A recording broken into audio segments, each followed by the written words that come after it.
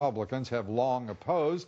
And my next guest says he's received assurances that Boehner is opposed to anything that resembles a tax increase. Grover Norquist is the president of Americans for Tax Reform. Grover, good to see you.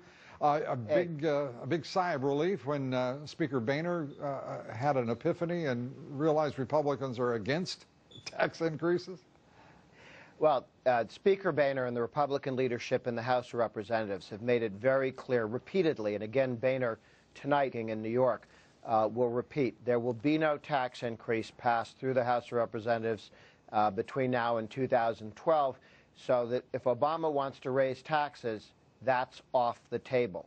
All spending restraint on the table, tax increases off the table.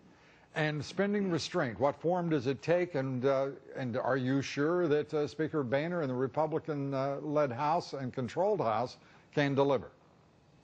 Well, if Obama wants to raise the debt ceiling, as he wants to, because he's spent trillions of dollars that we don't have and plans to spend trillions more that we don't have, so Mr. Obama has to have this debt ceiling increase.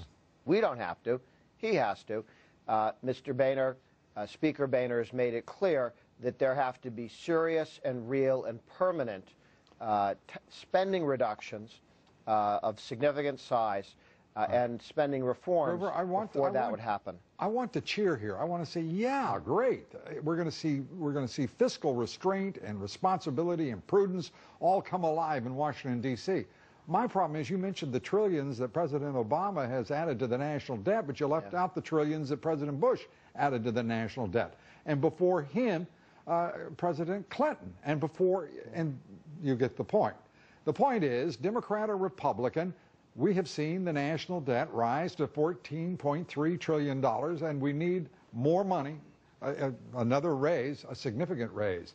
Why should anybody buy into this stuff that we're going to see fiscal responsibility suddenly out of the Republican Party?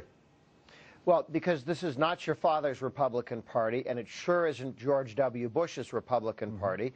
The freshmen, the 87 Republican freshmen that came in the last election cycle in 2010 are Tea Party Republicans. Now, I like to think of them as Reagan Republicans, but they're Tea Party Republicans. They were elected in opposition to Bush and Obama's spending increases. Now, to be fair, Obama has put the spending into warp speed, but Bush allowed it to creep up higher and higher and higher, and the new modern Republican Party is looking in a different direction than both Bush and Obama. The new Republican Party is comprised of 87 freshmen raising hell in the House of Representatives, led by Eric Cantor, led by John Boehner, and they are from your grandfather's Republican Party, are they not? Well, Boehner is one of those people who has always voted against or has participated in absolutely no earmarks. That was before that was a cool thing to do. So Boehner actually has walked the walk for quite some time. I am pleased with where the House Republicans are going. Wait a minute. He's the guy who just started talking about tax increases 2 weeks ago.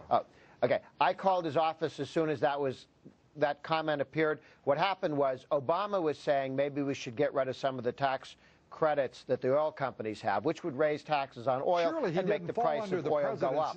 Surely he didn't fall under the president's evil spell there for a minute. No, he didn't. What he said was, we'll look at everything, but he then made it very clear that look at everything was a spending comment, not a tax comment, and he's reiterated that since. One question. I don't think he was weakening. Okay. Well, I'll take your perspective. He was not having impure thoughts. No. Okay. I'm glad you've cured him of that. Grover, let me ask you this.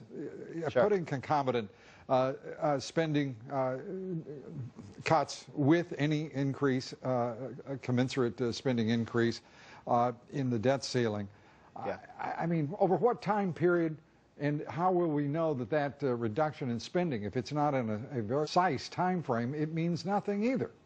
Yeah, you're entirely correct. There's the old joke about winning the lottery for $1 million, $1 a year for a million years. It's not that kind of spending restraint, out 20, 30 years that we could tolerate. It's got to be in a shorter period of time. And you and I and the freshman Republicans will all be looking to see if it passes the laugh test. All right. Grover, thanks a lot. Look forward to talking with you again soon.